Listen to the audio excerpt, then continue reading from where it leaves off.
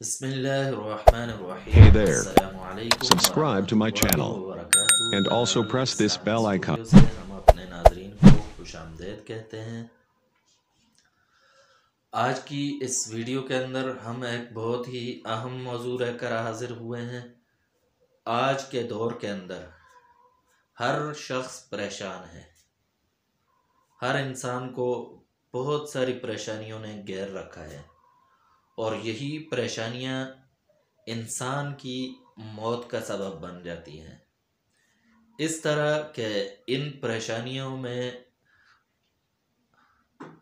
مبتلا ہوتے ہوتے ان پریشانیوں کی وجہ سے انسان شدید ڈپریشن کا شکار ہو جاتا ہے، اور پھر اس سے فالج اور متعدد امراض، بی پی کا ہائی ہونا، زیادہ ہونا، اور بہت ساری بیماریوں کا باعث بن جاتی ہے یہ چیز۔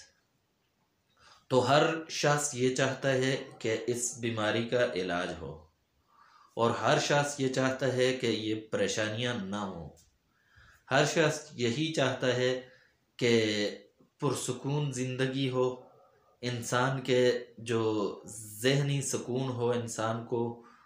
اور وہ ذہنی سکون کس طرح ہوگا، پریشانیاں کیسے ختم ہوں گی، تو اس کا بڑا ہی بہترین اور آسان حل ہے، بہت زبردست حل ہے۔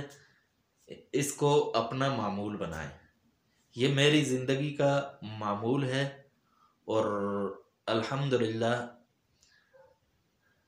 اس کا بڑا اچھا اثر میں دیکھ رہا ہوں اپنی زندگی کے اندر، اور میں نے بہت سارے اہل علم کو دیکھا ہے، اور ان کا معمول ہے کہ وہ اس عمل کو لازمی کرتے ہیں۔ تو میں نے یہ بہتر سمجھا کہ اپنے ناظرین کی خدمت میں بھی اس کو پیش کروں، تاکہ سب اس کو اپنا معمول بنائیں۔ تو بہت زبردست نسخہ ہے۔ عمل یہ ہے کہ پہلے تو نماز کی پابندی کریں۔ نماز کی پابندی ضروری ہے۔ نماز ہر پریشانی کو دور کرنے والی ہے۔ اللہ کے ذکر کے اندر اللہ تبارک و تعالیٰ فرماتے ہیں کہ الا بذکر اللہ تطمئن القلوب، کہ میرے ذکر کے اندر دلوں کا اطمینان ہے۔ تو اس کے بعد ہر نماز کے بعد، ہر فرض نماز کے بعد کرنا یہ ہے کہ